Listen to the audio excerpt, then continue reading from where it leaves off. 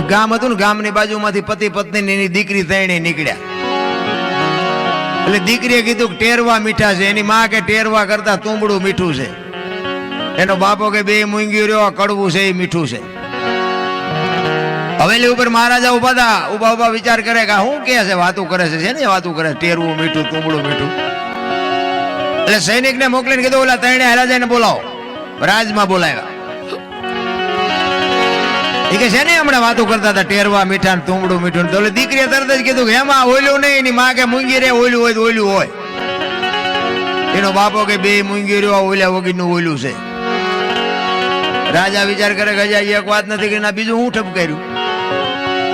એ કે શું તમે વાત કરતા હતા? એ કે અમે ઘરની બાજુમાંથી નીકળ્યા, ત્યાં સંતવાણી હાલતી હતી, ભજન હાલતા હતા, અને ભજનમાં જે તબલા ઉપર ટેરવા ફરતા હતા, મારી દીકરી ટેરવાના વખાણ કર્યા હતા કે ટેરવા મીઠા છે.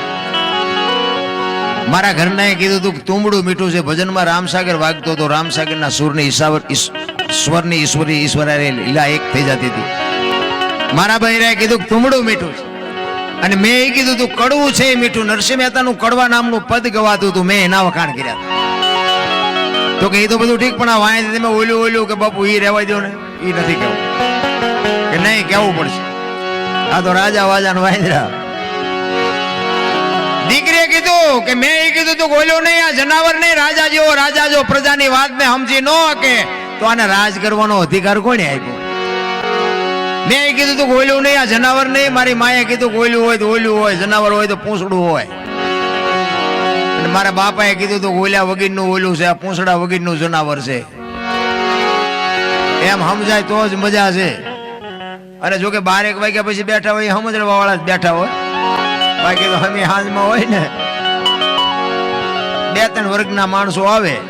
પેલા આવે ને એ બધા કે કલાકાર શું વાહન લઈને આવ્યા છે ને કેવા કપડા પહેર્યા છે ને આ બધું જોઈ જોઈને વિયા જાય. પછી બીજો વર્ગ હોય ને કે કોણ કેવું ગાય છે ને કોણ કેવું બોલે છે ને એ જોઈને વિયા જાય. પછી જે બેઠા હોય ને બાબુ એ ભજનના માલમે હોય, એ કઈક ભજનના ભૂખ્યા હોય એમાં કોઈ ખડકી ન ઉગાડે એવું હોય, કપાણે બેઠા હોય પણ એવા ઓછા હોય.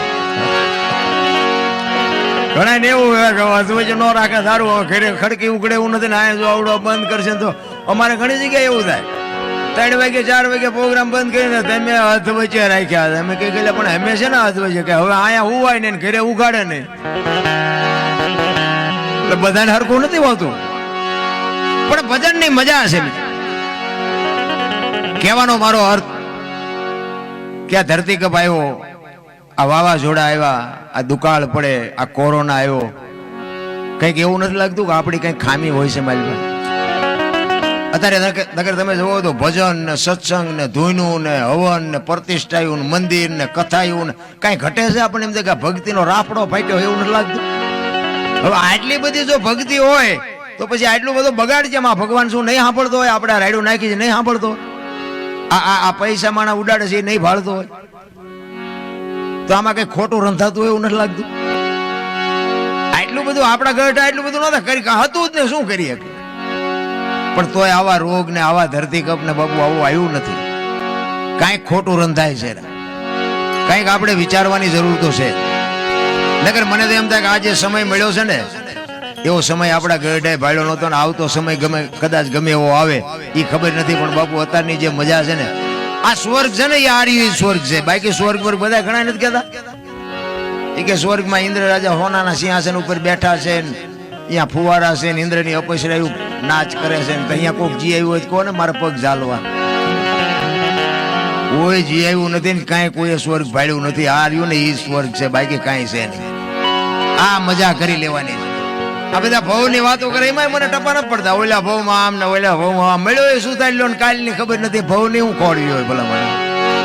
આ ભવમાં હું વાંધો શું ઘટે છે? હું આ કર્મમાં મને નથી ખબર પડતી.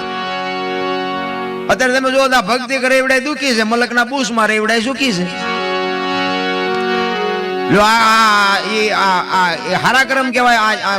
કોકના ખિસ્સા કાતરી એટલે ગમે એનું પડાવી લે તો એવડાય હિલોળા નથી કરતા. 10 આંગણા વેટ્યું હોય, 40 લાખની ગાડી લઈને નીકળે. આપણે એમ થાય કે બૂસ માર્યો દીવડો એ છે આટલા હિલોળા ને.